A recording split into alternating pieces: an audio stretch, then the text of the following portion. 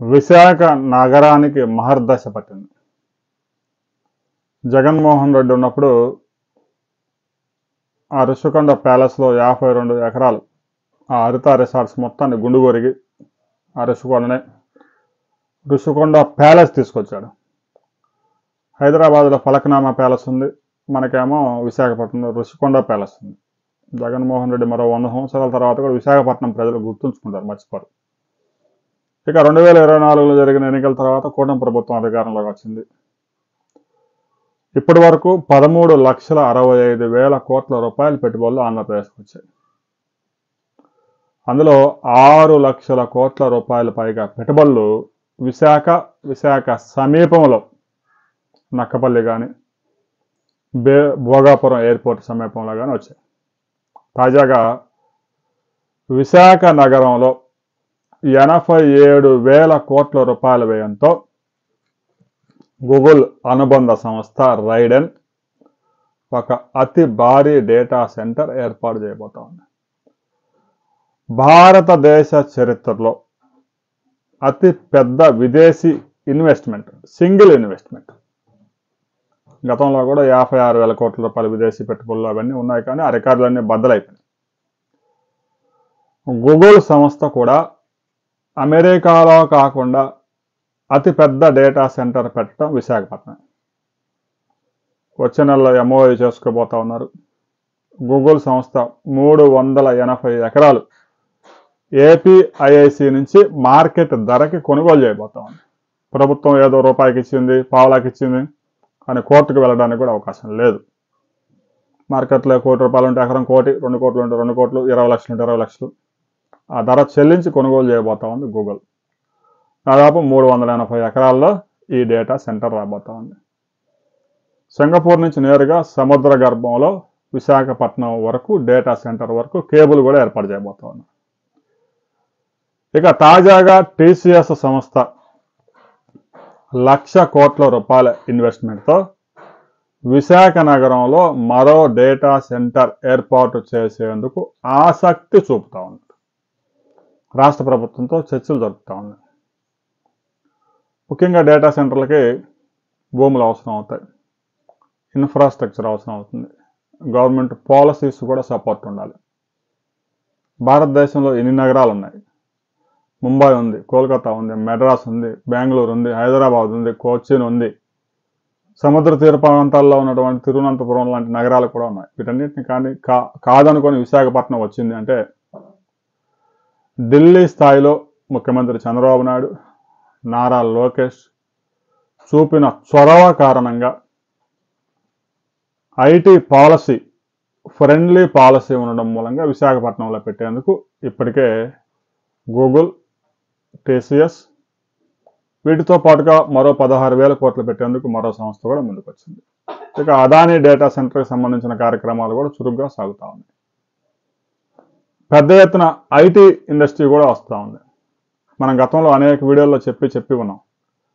బెంగళూరు, ముంబై, పూణే, హైదరాబాదు, చెన్నై నగరాల్లో ట్రాఫిక్ ఇబ్బందులతో జనం నరకయాతన పడుతూ ఉన్నారు.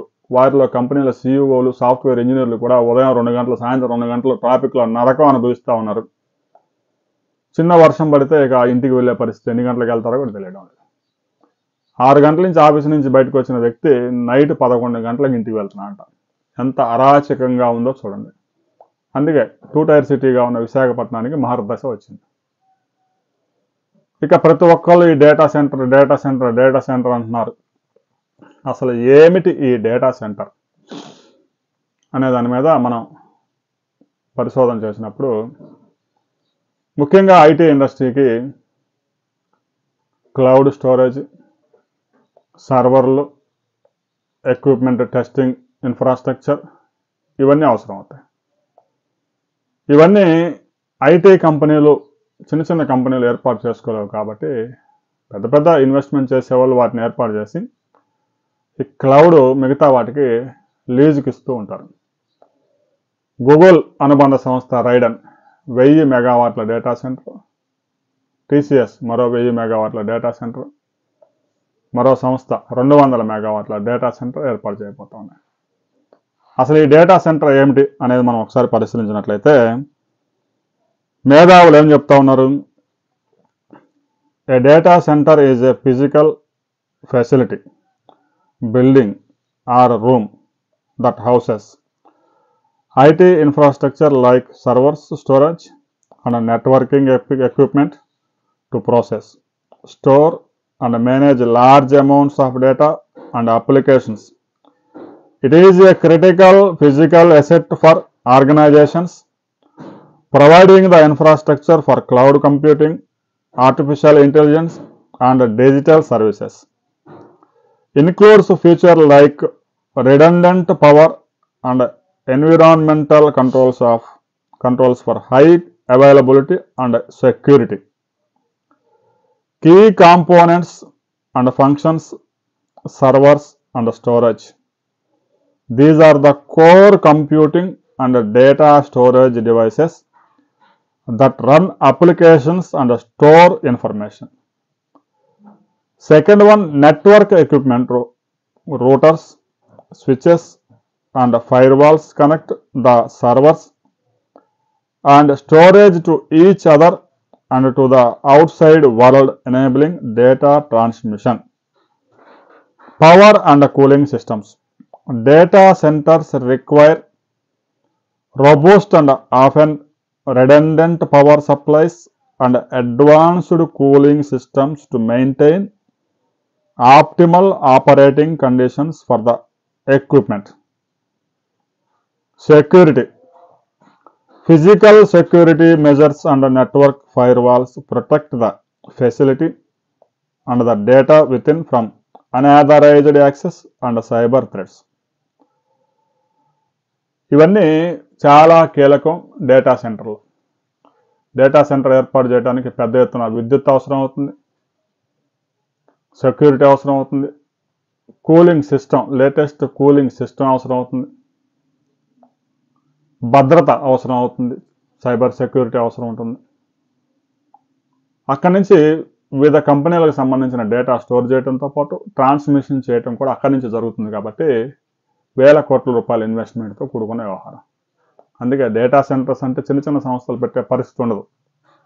వేల కోట్ల రూపాయల ఇన్వెస్ట్మెంట్ చేయాలి, దాన్ని మెయింటైన్ చేసే కెపాసిటీ కూడా ఉండాలి. అందుకే గూగుల్ సంస్థ, TCS ఇలాంటి పెద్ద పెద్ద సంస్థలు, అదాని వేల కోట్ల రూపాయలు ఇన్వెస్ట్మెంట్ చేయడంతో పాటు దాన్ని మెయింటైన్ చేసే సామర్థ్యం కూడా వారికే ఉంటుంది. కాబట్టి ఆ సంస్థలు విశాఖపట్నాన్ని కేంద్రంగా ఎన్నుకున్నాయి. ఒకసారి డేటా సెంటర్స్ కనుక వచ్చాయంటే డేటా సెంటర్స్ ఆధారంగా పనిచేసే ఆర్టిఫిషియల్ ఇంటెలిజెన్స్ కానీ, సాఫ్ట్వేర్ కంపెనీలు కానీ పెద్ద ఎత్తున విశాఖపట్నం నగరానికి వచ్చే అవకాశం ఉంది. రాబోయే 6 నెలల్లోనే అక్కడ భోగాపురం ఇంటర్నేషనల్ ఎయిర్పోర్ట్ కూడా విశాఖపట్నానికి ఒక అద్భుతమైన మౌలిక సదుపాయాల భాగంగా అందుబాటులోకి రాబోతా ఉంది. ఇక తర్వాత విశాఖ నగర అభివృద్ధిని ఎవరూ ఆపలేరు. మరి ముంబై నగరం కాబోతా ఉంది అని ముఖ్యమంత్రి చెప్పడంలో ఎలాంటి అతిశయోక్తి లేదు. దీనిపైన ప్రతి ఒక్కరూ మీ అభిప్రాయాలు తెలియజేయండి.